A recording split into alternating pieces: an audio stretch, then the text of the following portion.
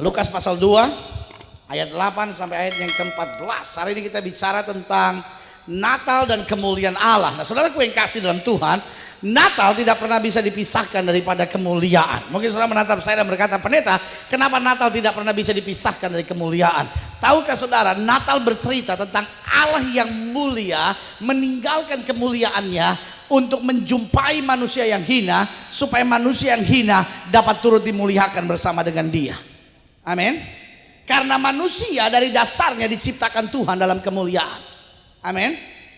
Manusia dari dasarnya diciptakan Tuhan di dalam apa?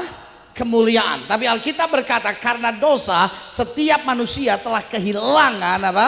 Kemuliaan Allah. Nah, karena manusia kehilangan kemuliaan Allah, manusia dibuang dan masuk dalam penderitaan. Natal berbicara bahwa Allah dalam kemuliaannya turun menjadi sama dengan manusia yang hina, supaya manusia yang hina dapat diangkat kembali dan dimuliakan bersama dengan Kristus. Dan tahukah saudara bahwa tindakan dan keputusan Allah untuk meninggalkan sorga dan menjadi sama dengan manusia, untuk meninggalkan kemuliaan dan masuk dalam kehinaan, adalah tindakan yang beresiko.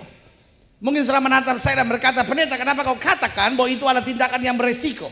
Nah, saya dengan tegas menyatakan kepada saudara, pernahkah saudara dengar ada orang yang bilang begini, orang Kristen itu orang kafir, masa Allahnya 3? Ya kan? Betul? Pernahkah saudara dengar Allahnya orang Kristen itu aneh, dia beranak dan dia punya anak? Ya kan? Pernahkah saudara dengar bahwa orang akan berkata bahwa Allahnya orang Kristen banyak loh? Bayangin aja, Allahnya ada 3, 1 hilang masih ada sisa 2, 2 hilang masih ada sisa 1. Ya kan? Orang mengejek, orang mengolok-olok, orang menghujat Allah karena apa? Karena tindakannya untuk mengosongkan diri menjadi sama dengan manusia itu tidak bisa dimengerti oleh manusia. Tetapi hari ini saya mau tegaskan buat saudara, meskipun Allah tahu dengan keputusannya dia akan diejek, dia akan diolok-olok, bahkan dia akan dihujat sekalipun, tetapi God did it anyway. Allah tetap mengerjakannya.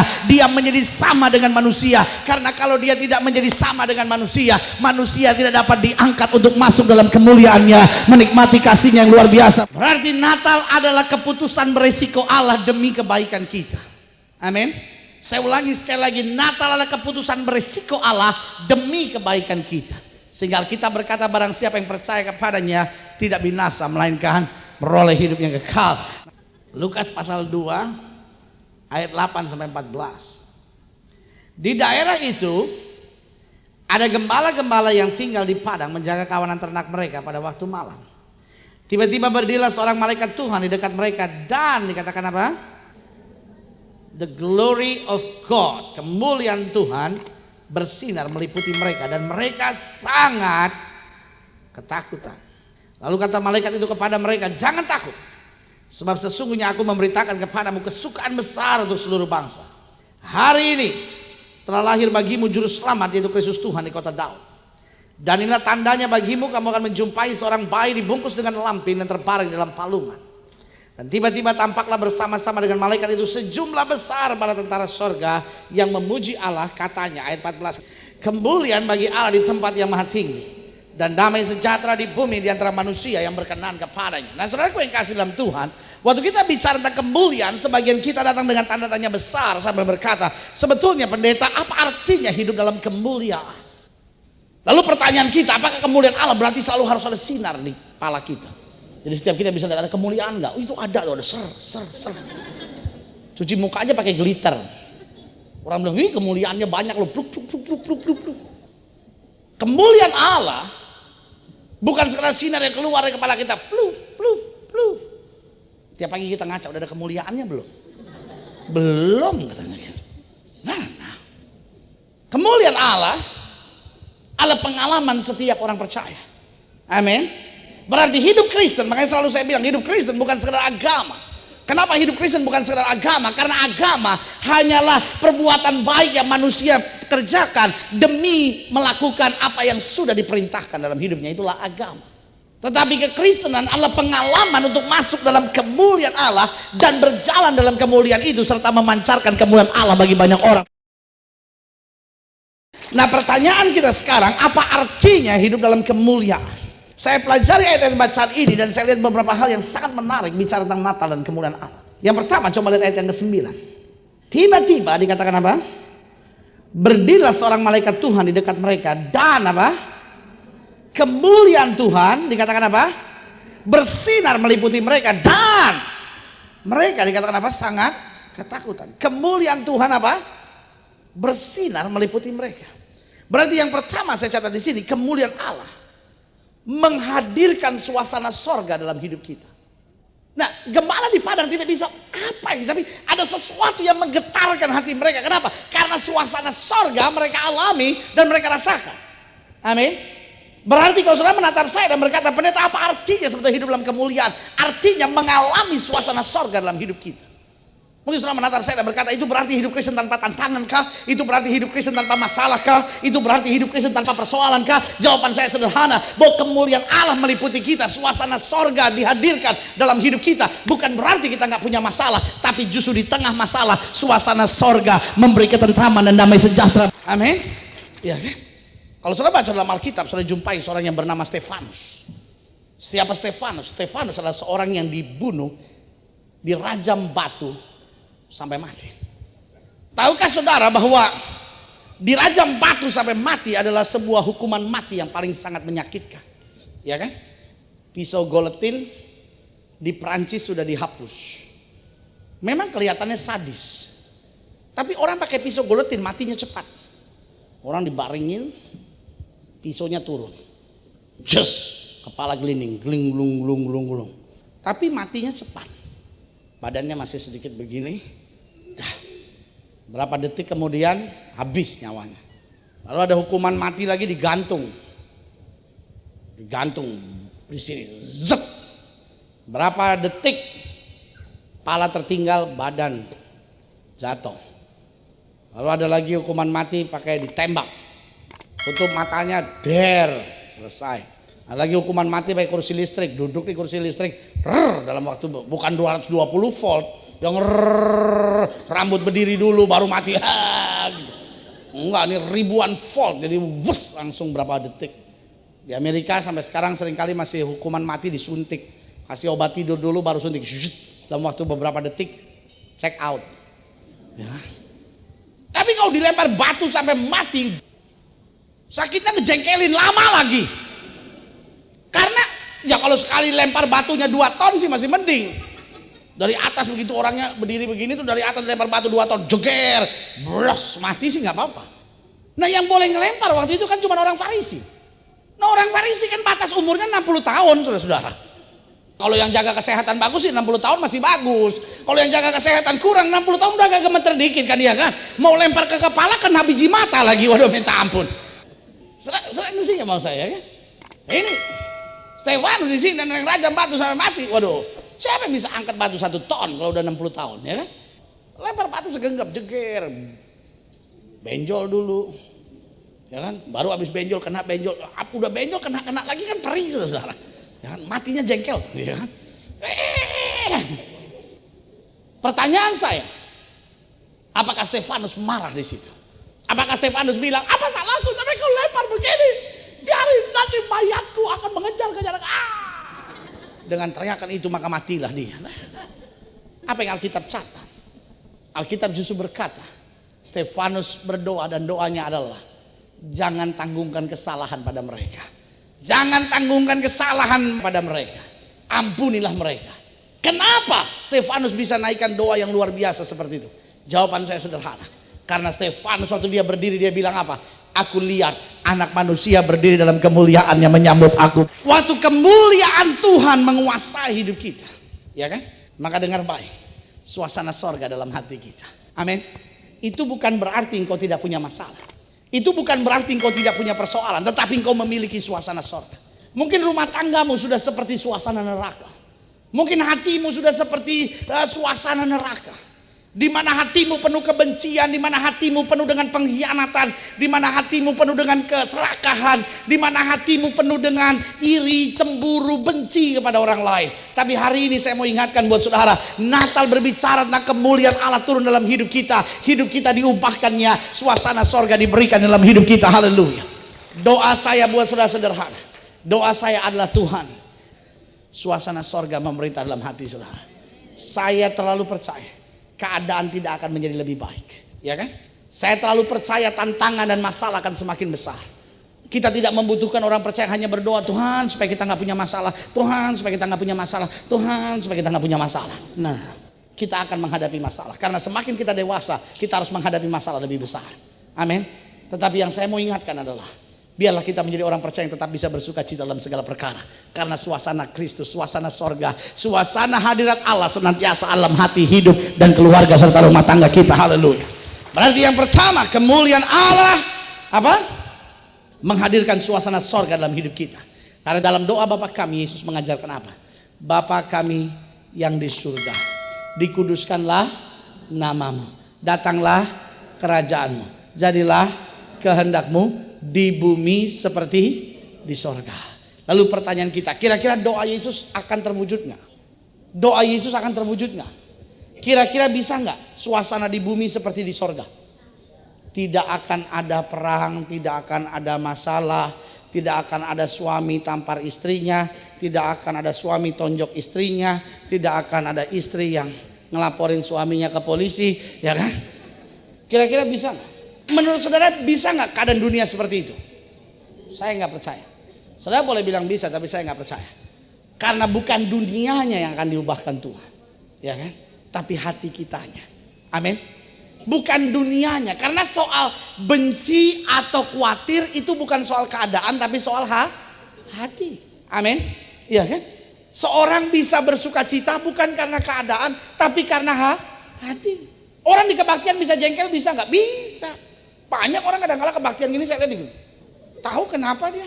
Ya, ada orang bisa jengkel di kebaktian. Pendeta mundar mandir aja dia jengkel. Ini orang nggak bisa berdiri diem. Heran kok hamba Tuhan begitu, jalan kiri kanan kayak tukang obat. Ada orang di kebaktian bisa jengkel, betul nggak? Ya kan? Karena soal jengkel bukan soal keadaan, tapi soal hati, ya kan? Ada orang yang kalau khotbah galak banget. Saudara-saudara, kalau saudara tidak bertobat masuk neraka. Ada yang khotbah begitu. Tapi ada yang senang. Sebab dia senengnya yang begitu. Tapi ada orang yang pulang dari situ darah tingginya naik. Tapi ada orang yang senang kalau dengar khotbah dia cari khotbah yang lucu. Pendeta ini lucu nih. Wah, pendeta ini lucunya udah habis. Pendeta ini lagi mulai lucu-lucunya. Macam-macam aja, ya kan? Ada orang yang justru senangnya begitu. Menurut dia, oh saya diberkati, lucu sekali. Wih, tadi pagi benar-benar urapan luar biasa. Lucunya minta ampun. Pendeta dianggap pelawak sama dia. Tapi sebaliknya, kalau kayak begini dengar pendeta yang tegang-tegang, lemes kakinya. Semua orang udah pulang dia masih duduk di situ.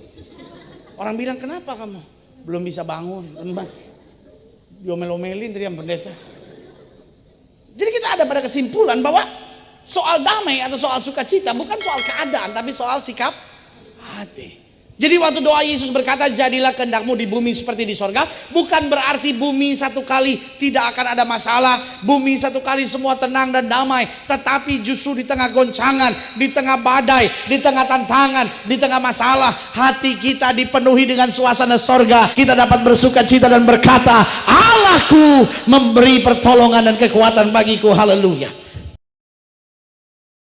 Hal yang kedua, apa artinya hidup kita dipenuhi dengan kemuliaan Allah? Ayat yang ke-10. Lalu kata malaikat itu kepada mereka, jangan takut. Fear not. Jangan takut. Sebab sesungguhnya aku memberitakan kepadamu kesukaan besar untuk seluruh bangsa. Hari ini dikatakan apa? Telah lahir bagimu juru selamat, yaitu Kristus Tuhan di kota Daud. Hal yang kedua, bicara tentang kemuliaan Allah membebaskan kita dari ketakutan. Saya ulangi sekali lagi. Kemuliaan Allah membebaskan kita dari ketakutan. Waktu hidup kita dipenuhi dengan kemuliaan Allah, bukan berarti kita nggak menghadapi tantangan itu. Tapi yang saya mau ulangi adalah kita dibebaskan dari ketakutan. Ada orang tanya sama saya satu kali dan bilang begini, pendeta, waktu Daniel ada di gua singa, kira-kira dia takut nggak? Saya langsung bilang, sebelum dia mengambil keputusan, sebelum dia masuk ke gua singa, bisa saja dia takut. Tetapi ketika dia sudah dibuang ke gua singa, saya percaya Tidak ada takut sedikit pun. Mungkin saudara menatap saya dan berkata, nggak normal dong pendeta. Masa dia nggak takut sedikit pun? Jawaban saya sederhana. Ketika kemuliaan Allah menguasai hidup saudara, nggak ada yang pernah saudara takutkan. Saudara pernah dengar nggak ada orang yang ngomong gini, duh gue heran loh, kok tuh orang berani banget ya, nggak ada takut-takutnya. Kalau gue sih nggak berani begitu. Ini bukan soal sifat, soal berani bukan soal sifat. Makanya Tuhan bilang kepada Gideon, orang yang takut dan gentar apa suruh pulang. Karena takut bukan soal sifat. Tetapi ketika kemuliaan Allah menguasai hidup saudara, maka engkau dibebaskan dari ketakutan. Alkitab bilang apa? Allah tidak pernah memberikan roh yang mendatangkan ketakutan. Saudara pelajari dalam Alkitab, saudara jumpai Sadrak Mesak Abednego. Di mana dia dibuang? Dia dibuang ke dapur api yang dipanaskan 7 kali lipat. Dan apa yang terjadi? Raja sampai dia lihat ke bawah dan dia bilang apa? Aku lempar 3 orang. Tapi aku melihat ada 4 orang berjalan-jalan di dapur api. Pertanyaan saya sederhana. Mana bisa orang takut jalan-jalan di dapur api? Dia jalan-jalan di dapur api. Tapi yang saya mau tegaskan buat saudara, Sadrak Mesak Abednego bisa jalan-jalan di dapur api. Orang yang bisa jalan-jalan di dapur api bukanlah orang yang ketakutan. Amin. Orang yang bisa jalan-jalan di dapur api bukanlah orang yang sedang dikuasai dengan kegentaran. Alkitab tidak berkata, maka Sadrak Mesak Abednego bersembunyi di pojok dapur api itu. Dan mereka senggol-senggolan dan berkata, mulai ada yang kebakar nggak rambut kamu? Ini kuku saya kayaknya mulai melepuh. Nah. Saudara, ketika kemuliaan Allah meliputi hidup saudara, tidak ada yang perlu takutkan. Amin. Karena kita dengan tegar berkata, segala perkara dapat kutanggung di dalam Dia yang memberi kekuatan kepadaku. Haleluya. Amin. Catat baik-baik. Yang pertama, kemuliaan Allah menghadirkan suasana sorga dalam hidup kita. Amin. Sehingga orang boleh fitnah saudara, orang mau buat apapun dalam hidup saudara. Tetapi saudara dengan tenang berkata, Yesus adalah kekuatan dan pembelaan buat saya. Amin. Yang kedua, kehadiran Kristus atau kemuliaan Allah membuat kita tidak takut. Ketika Musa mengalami kehadiran Allah, mengalami kemuliaan Allah, apa yang terjadi? Musa dengan tegar menghadapi Firaun. Dia lari sebetulnya. Kenapa? Karena dia takut. Dan dia bersembunyi 40 tahun di padang belantara. Tetapi saudaraku yang kasih dalam Tuhan, dia kembali, dia hadapi. Kenapa? Karena kemuliaan Allah menyertai dia. Hari ini kembali saya mau ingatkan, dibutuhkan orang percaya yang bukan hanya tahu bahwa ada Yesus di sorga, tetapi dibutuhkan orang percaya yang sadar bahwa kemuliaan Allah meliputi hidupnya, sehingga gak ada yang perlu dia takutkan. Sekali dia iring Yesus, dia tetap akan iring Yesus apapun harganya, karena Kristus adalah Tuhan dan Raja yang berkuasa buat hidupnya. Haleluya. Yang ketiga, bicara tentang kemuliaan Allah, saudara lihat ayat yang ke-17. Di ayat yang ke-17 dikatakan, dan ketika mereka melihatnya, dikatakan apa? Mereka memberitahukan apa yang telah dikatakan kepada mereka tentang anak itu. Dan semua orang yang apa? Mendengarnya heran tentang apa yang dikatakan gembala-gembala itu kepada mereka. Saudara, gembala-gembala datang ke palungan. Dan waktu dia datang di palungan, ada Maria, ada Yusuf. Dan bukan hanya ada Maria dan ada Yusuf, ada banyak orang juga di sana. Dan mungkin saudara menatap saya dan berkata, kenapa ada banyak orang di sana? Loh, ada dong banyak orang. Kenapa ada banyak orang di sana? Loh, karena ada bayi dilahirkan di palungan. Itu menarik perhatian orang. Semua mau datang, semua mau lihat. Kenapa ya? Kenapa dalam palungan? Iya kali, itu kali. Kawin lari kali. Oh, nggak disetujuin kali. Oh iya. Udah ada DP-nya dulu kali, makanya menikah sih menikah, tapi itu tuh kita lihat yuk semua ya. Seperti orang sekarang kan begitu, senangnya bikin gosip. Orang yang biasa datang sama suaminya, ya kan, tiba-tiba udah 2 minggu nggak datang sama suaminya, ya kan, tiba-tiba matanya bengkak. Udah tahu belum? Itu pasti berantem kali sama lakinya. Ah masa iya? Dia nggak lihat orang tiap hari kan biasanya tiap minggu dia datang berdua. Sekarang kan nggak, udah 2 minggu ini nggak pernah datang lagi. Mana matanya bengkak lagi.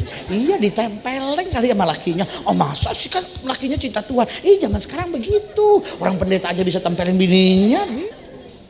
Nah saudara gue yang kasih dalam Tuhan, orang sekarang kan gitu. Senang bikin gosip, ya kan? Tapi gosip bukan cuma zaman sekarang, zaman dulu juga udah ada. Tapi kalau soal gosip pada dulu udah rame, saudara-saudara. Saya nggak bisa bayangin betapa ramenya itu Palungan. Sebagian ada yang percaya, sebagian ada yang meragukan cerita Maria. Tapi tiba-tiba out of blue, sesuatu yang nggak diketahui tiba-tiba muncul gembala-gembala. Dia mungkin sambil bersorak, dia mungkin sambil bersukacita mengekspresikan sukacitanya. Dan semua orang kaget dan bertanya, what's going on? Apa yang terjadi? Dan dia mulai cerita, oh kami dapat berita. Dia mulai cerita pengalamannya. Sebagian mungkin berkata, oh luar biasa.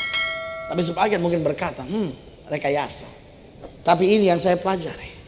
Yang ketiga, kemuliaan Allah menjadikan kita orang percaya yang memancarkan kemuliaannya. Amin. Kemuliaan Allah menjadikan kita sebagai orang percaya yang memancarkan apa? Kemuliaannya. Tahukah saudara? Dunia ini sedang memancarkan sinar gelap. Amin. Itu sebabnya kalau saudara lihat dalam 2 Korintus pasal 3. 2 Korintus pasal 3 ayat 18. Mungkin saudara menatap saya dan berkata, pendeta, apa artinya kita memancarkan sinar kemuliaan Kristus? Artinya kita membawa suasana damai, kita membawa suasana tenang, kita memberi pengharapan, kita memberi kekuatan. 2 Korintus 3 ayat 18. Dan kita semua mencerminkan apa? Kemuliaan Tuhan dengan muka yang tidak terselubung. Alkitab tidak bilang dan hanya para pendeta mencerminkan kemuliaan Tuhan. Alkitab tidak berkata hanya para nabi dan para rasul yang akan memancarkan kemuliaan Tuhan. Tapi ayat ini berkata apa? Dan kita semua. Amin. Kita semua, kata Alkitab apa? Memancarkan kemuliaan Tuhan dengan muka yang tidak terselubung. Dan karena kemuliaan itu datangnya dari Tuhan yang adalah roh. Alkitab bilang apa? Maka kita diubah menjadi serupa dengan gambarnya dalam kemuliaan yang semakin besar. Saya tidak bisa bayangkan jika setiap orang percaya memancarkan kemuliaan Tuhan. Suami memancarkan kemuliaan Tuhan buat istrinya. Istri memancarkan kemuliaan Tuhan buat suaminya. Saya percaya betapa bahagianya hidup kita. Amin. Tapi sekarang suami memancarkan sinar curiga pada istrinya. Kok dompet saya kayaknya mulai tipis nih? Kayaknya tadi saya taruh uang di sini 80.000. Kok sekarang tinggal 60? Kamu ambil 20 ya? Enggak. Apa kau curiga terus sama saya? Ya habis kamu suka ambil. Lah? Katanya mereka keduanya bukan 2, tapi 1. Soal 20.000 bisa berkelahi. Tadi katanya waktu di depan pendeta hanya maut yang bisa memisahkan kita. Sekarang duit 20.000 bisa memisahkan. Ini bagus nih, khotbah ini bagus nih, khotbah ini bagus. Pak, denger nggak tuh khotbah Gilbert tuh? Gilbert bilang apa? Tidak ada yang bisa pisahkan kita. Jadi mau saya ambil 100.000 kek, mau saya ambil 200.000, Papa harus rela. Ibu-ibu kan suka cari kesempatan aja. Tapi kalau suami memancarkan kemuliaan Tuhan pada istrinya, ya kan? Istri memancarkan kemuliaan Tuhan, ya kan? Jangan istri memancarkan sinar cemburu. Kamu hari ini ketemu siapa aja, ngomong sama siapa aja, makan sama siapa, pegang jempol siapa hari ini. Handphone mana handphone? Sini. Mau lihat SMS-nya dari siapa aja, pesan dari siapa aja. Ya bu, zaman sekarang kan semua serba canggih bu. Ibu minta handphonenya dia kasih, orang handphonenya ada 2. Mungkin saudara menantar saya dan bilang, kalau kita sebagai orang percaya memancarkan kemuliaan Tuhan, saya percaya hidup kita pun akan jadi berkat buat banyak orang. Amin. Berarti kemuliaan Allah yang pertama tadi apa? Menghadirkan suasana sorga. Amin. Yang kedua kemuliaan Allah tadi apa? Membebaskan kita dari ketakutan. Yang ketiga kemuliaan Allah apa? Membawa kita untuk apa? Menjadi orang percaya yang memancarkan kemuliaannya. Amin. Sehingga ketika semua orang sedang bernada curiga memandang bayi Yesus di Palungan, tetapi pancaran kemuliaan Allah yang disampaikan oleh gembala-gembala membawa kemuliaan Allah. Amin. Dunia ini dunia yang sedang gelisah. Dunia ini sedang dunia yang mencari kesalahan orang Kristen.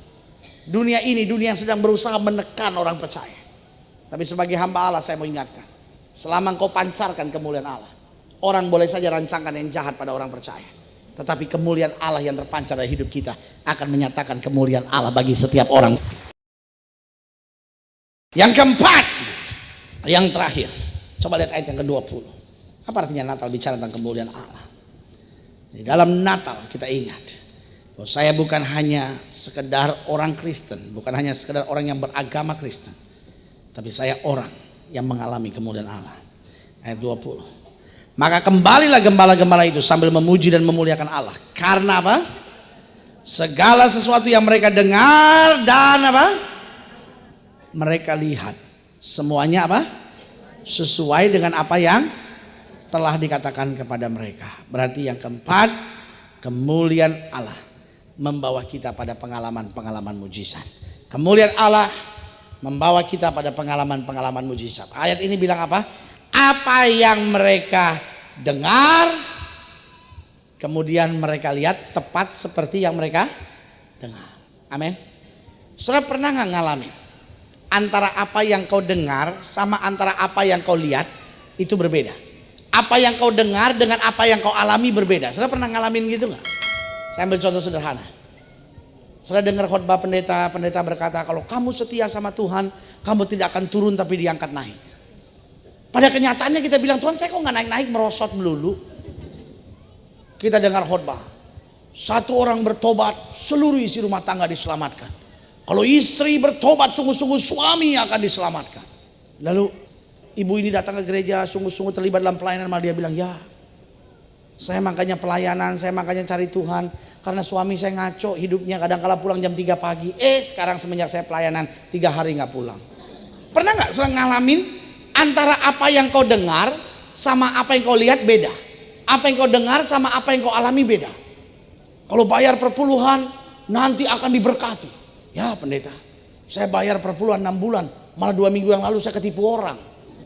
Sehingga kadang-kala kita pikir, mungkin orang lain bisa ngalamin kali, kayak saya enggak kali. Bahkan sebagian ada yang berkata mungkin pendeta-pendeta kali pintar ngomong kali, yang kita waktu dengar dia ngomong kayaknya seru banget gitu ya. Tapi waktu kita sendiri kayaknya nggak ngalamin. Lalu kita mulai baca warta, kita mulai lihat loh, tiap hari ada orang terima mujizat. Tapi kok saya enggak?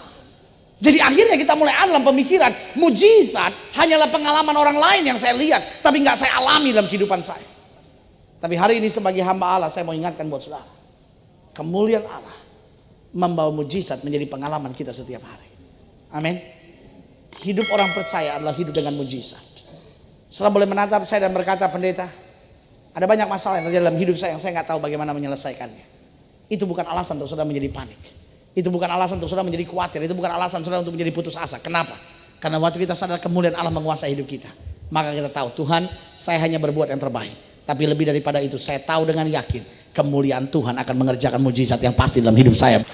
Natal mengingatkan kita bahwa kekristenan bukan hanya sekedar agama, tapi Natal mengingatkan kita bahwa Allah yang mulia menjadi sama dengan manusia yang hina. Supaya apa? Supaya manusia yang hina dimuliakan bersama dengan Dia. Amin. Nah, pengalaman kemuliaan bukan sekedar, oh ya saya tahu Yesus sayang saya. Tapi pengalaman kemuliaan yang pertama menghadirkan suasana sorga dalam hidup kita. Amin. Yang kedua, pengalaman kemuliaan membebaskan kita dari ketakutan. Yang ketiga, pengalaman kemuliaan menjadikan kita orang percaya yang memancarkan kemuliaan Allah itu bagi orang lain. Membawa damai, membawa sukacita, membawa kekuatan, membawa kemenangan. Dan membawa orang lain masuk pada jalan yang lurus. Dan yang keempat, yang terakhir, bahwa kemuliaan Allah menuntun kita sebagai orang percaya untuk menjadikan mujizat sebagai pengalaman hari demi hari dalam hidup kita. Itu sebabnya kita berkata, apa yang tidak pernah dilihat oleh mata, apa yang tidak pernah didengar oleh telinga, apa yang tidak pernah timbul dalam hati, itu yang Tuhan sediakan buat orang yang takut akan Dia. Amin. Hidup Kristen bukan hanya sekedar tahu bahwa Tuhan itu ada, tapi hidup Kristen masuk dalam pengalaman kemuliaannya untuk mengalami mujizat dan kuasanya. Sama-sama katakan, satu hal yang kurindukan, satu hal yang kurindukan, ya Tuhan, selalu berada di dekat. Gak ada yang perlu kau takutkan dalam hidupmu. Gak ada yang perlu kau takutkan dalam hidupmu. Minta kemuliaan Tuhan menguasai hidupmu, dan engkau akan merasakan kuasanya, akan mengalami pengalaman-pengalaman mujizat. Satu hal yang kurindukan, ya Tuhan, katakan selalu berada di dekatmu, berada di dekatmu dengan segenap hati, segenap hati dengan segenap jiwa. Segenap jiwa ku menanti. Katakan sama-sama lebih dalam lagi. Amin. Tuhan, lebih dari segala yang ada.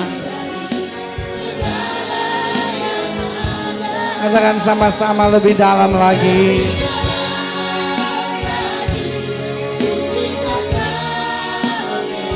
Ku mengasihimu.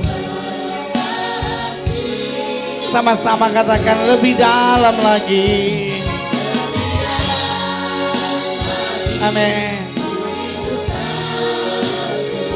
Lebih dari segala yang ada. Segala yang ada. Lebih dalam lagi. Amin. Ku mengasihimu. Musik main dengan sangat lembut. Masing-masing kita tundukkan kepala. Kekristenan bukan sekedar agama. Kekristenan bukan sekedar saya tahu bahwa ada Tuhan di sorga. Tapi kekristenan berarti saya masuk dalam kemuliaannya dan mengalami kemuliaannya. Terlalu rugi jika kita hanya menjadikan Kristen sebuah agama. Sehingga akhirnya kita menjadi orang percaya tapi penuh tantangan tanpa kemenangan. Kita menjadi orang percaya yang dapat dipermainkan dengan seenaknya oleh dunia ini. Tetapi hidup Kristen adalah hidup yang bertindak. Hidup Kristen adalah hidup yang berjalan teguh. Hidup Kristen adalah hidup yang tidak dapat dipermainkan. Karena mengalami kemuliaan Allah. Suasana sorga tetap ada di hati kita. Orang boleh rancangan yang jahat. Orang boleh buat apapun. Kanan boleh ada. Masalah boleh ada. Persoalan boleh ada. Tapi kita berkata terima kasih Tuhan. Engkau memberikan suasana sorga. Kehadiran Allah dalam hidupku. Jika itu doamu. Dan hari ini kau berkata Tuhan. Sampai akhir tahun ini Tuhan. Biarlah hidup saya selalu mengalami suasana sorga. Sehingga di tengah tanggung jawab saya sebagai seorang istri, di tengah tanggung jawab saya sebagai seorang suami, di tengah tanggung jawab saya sebagai seorang pedagang, sebagai seorang businessman, sebagai seorang karyawan, sebagai orang muda, sebagai mahasiswa, sebagai pelajar, dimanapun Tuhan tempatkan saya, senantiasa anugerah Allah, suasana sorga mengalir dalam hidup saya. Jika itu doamu, taruh tangan kananmu di dada, saya mau doa buat saudara. Ingat, kemuliaan Allah membebaskan kita dari ketakutan. Hidup ini bukan berarti tidak ada masalah. Hidup ini bukan berarti tidak ada tantangan. Tapi hidup ini dalam Kristus tanpa ketakutan. Kenapa? Karena tidak pernah ada yang terjadi dalam hidup kita tanpa seizin Allah. Jika Allah mengizinkan terjadi dalam hidup kita, Dia juga akan memberikan kemenangan yang pasti buat hidup kita. Jika itu doamu hari ini, taruh tangan kananmu di dada. Ingat, Allah tidak pernah memberikan roh yang mendatangkan ketakutan. Karena Allah justru memberikan keberanian, memberikan kuasa, mengerjakan mujizat. Jika itu doamu, taruh tangan kananmu di dada dan saya mau doa buat saudara. Atau mungkin hari ini kau berkata, Tuhan aku dengar firman-Mu. Dan hari ini aku kembali buka hati bagi Engkau. Biarkan Roh Kudus masuk dalam hidupku. Yakinkan aku bahwa dengan kemuliaan Allah dalam hidupku, kemuliaan Allah akan memancar keluar kepada banyak orang di sekitarku. Jika itu doamu, taruh juga tangan kananmu di dada. Mungkin selama ini yang kau pancarkan sinar kebencian, sinar kedendaman, sinar kekecewaan, sinar kekhawatiran, kecemburuan, iri, dengki, keserakahan. Tapi hari ini kau berkata, Tuhan biar dari dalam hidupku terpancar damai, kasih, kekuatan, anugerah, berkat Allah. Jika itu doamu, taruh tangan kananmu di dada dan saya mau doa buat saudara. Atau mungkin hari ini kau berkata, Tuhan, aku dengar firman-Mu. Ketika kemuliaan Allah menguasai hidupku, maka segala hal yang aku dengar dalam firman-Mu akan menjadi pengalaman hari demi hari dalam kehidupan kami. Karena tidak ada satu titik pun yang akan terlewatkan sebelum firman digenapi. Itu aku percaya. Jika itu doamu, taruh tangan kananmu juga di dada dan saya mau doa buat saudara. Nah, setiap saudara yang taruh tangan kanan saudara di dada, saudara boleh angkat tangan dua-dua tinggi-tinggi dan saya mau doa. Bapa dalam nama Yesus, lihat tangan anak-anakmu yang terangkat dua-dua di hadapan Tuhan. Di minggu-minggu di mana sebentar lagi kami merayakan Natal, kami merayakan Tahun Baru. Tuhan, satu hal yang kami mengerti, bahwa kekristenan bukan sekedar agama, tetapi pengalaman untuk masuk dalam kemuliaan Allah. Setan mau pisahkan kami dari kemuliaan Allah. Setan gak peduli kamu jadi orang Kristen sejauh kami gak mengalami pengalaman kemuliaan Allah. Tapi hari ini hamba berdoa di dalam nama Yesus. Sehingga setiap umatmu yang ada di tempat ini, mereka angkat tangan dua-dua di hadapan Tuhan. Kemuliaan Allah menguasai hidup mereka. Sehingga suasana sorga dapat menjadi bagian dalam kehidupan mereka. Umatmu ini Tuhan, kami semua bebas dari ketakutan. Kami mengalami kemuliaan Tuhan yang terpancar buat banyak orang. Dan pengalaman-pengalaman mujizat menjadi bagian hidup kami. Sehingga dalam keluarga, dalam pekerjaan, dalam tugas tanggung jawab kami, kemuliaan Tuhan boleh nyata. Terima kasih Bapa, lihat tangan-tangan yang terangkat. Lihat mereka yang berbeban berat, lihat mereka yang sedang menghadapi tantangan, masa-masa yang sukar. Hamba berdoa secara khusus di dalam nama Yesus, Tuhan jamah kemuliaan Tuhan nyata, karena kami tahu di balik setiap tantangan ada mahkota indah yang Tuhan sediakan buat orang yang percaya. Terima kasih Bapa.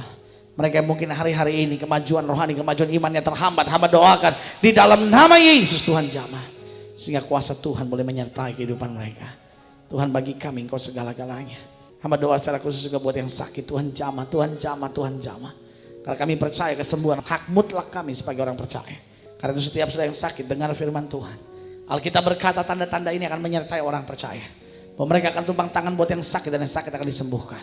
Jika engkau sakit dan kau percaya kuasa Allah, letakkan tangan kananmu di bagian tubuhmu yang sakit. Dan angkat tangan kirimu sebagai tanda kau percaya bergantung sepenuhnya pada Tuhan. Dan kita berdoa, Bapa dalam nama Yesus, firman-Mu ya dan amin itu kami percaya. Firman-Mu kami pegang dalam kehidupan kami. Karena firman-Mu berkata tanda-tanda ini akan menyertai orang percaya. Bahwa orang percaya akan tumpang tangan buat yang sakit dan yang sakit akan disembuhkan. Kami tumpangkan tangan kami pada bagian tubuh kami yang sakit. Kami tolak segala sakit penyakit kelemahan tubuh. Segala kutuk-kutuk penyakit serangan kegelapan atas tubuh orang percaya. Kami patahkan kuasanya di dalam nama Yesus. Hei sakit penyakit, hei kelemahan tubuh, segala kutuk penyakit dan serangan kegelapan, kami patahkan kuasanya di dalam nama Yesus. Tinggalkan tubuh orang percaya ini. Kami perintahkan keluar dalam nama Yesus. Keluar dalam nama Yesus. Karena janji firman-Mu bahwa oleh bilur-bilur Kristus kami yang percaya sudah dijamah dan disembuhkan Tuhan. Itu sebabnya dengan iman kami percaya kesembuhan kami. Karena tubuh kami telah dibeli dengan harga yang mahal, itu darah Yesus. Sehingga tubuh kami adalah bait Roh Kudus, bukan tempat penyakit. Di dalam nama Yesus kesembuhan berlaku bagi orang percaya ini. Terima kasih Bapa. Mulai imani kesembuhan-Mu. Mulai imani kesembuhan-Mu. Tanamkan dalam rohmu, aku sembuh oleh bilur Yesus. Jangan biarkan setan menipumu dan berkata engkau tidak sembuh, engkau belum sembuh. Tetapi sesuai dengan imanmu, jadi padamu rebut kesembuhanmu. Terima kasih Bapa. Terima kasih Bapa. Di dalam tangan Tuhan yang kuat, hamba menyerahkan jemaat-Mu. Sehingga mulai hari ini Tuhan, apapun yang mereka kerjakan berhasil dalam nama Yesus. Kemanapun mereka pergi, berkat Tuhan menyertai. Dimanapun Tuhan tempatkan mereka, mereka boleh jadi saksi Tuhan yang menyatakan kemuliaan Tuhan. Bahkan hamba berdoa dalam kehidupan mereka Allah, khususnya menjelang Natal dan Tahun Baru ini, sehingga digenapi firman-Mu dalam hidup mereka. Satu orang bertobat, seluruh isi rumah tangga diselamatkan. Sehingga dalam Natal dan Tahun Baru di tahun ini Tuhan, kami dapat berkata, aku dan sisi keluargaku, aku melayani Tuhan. Terima kasih Bapa. Kami bangga punya Tuhan seperti Engkau. Dan kami mau tetap setia. Lebih dalam lagi ku rindukan. Kalau sedang angkat beratan, angkat tangan dua-dua. Tutup mata, sembah Tuhan. Jumpai Dia siang hari ini, katakan. Aku mau lebih dalam lagi. Takkan Yesus, ku mengasihimu. Mengasihi. Katakan sama-sama, lebih dalam lagi. Amin, haleluya. Tuhan lebih dari segala yang ada. Segala yang ada. Katakan lebih dalam lagi. Lagi ku cintakan Yesus, ku mengasihimu.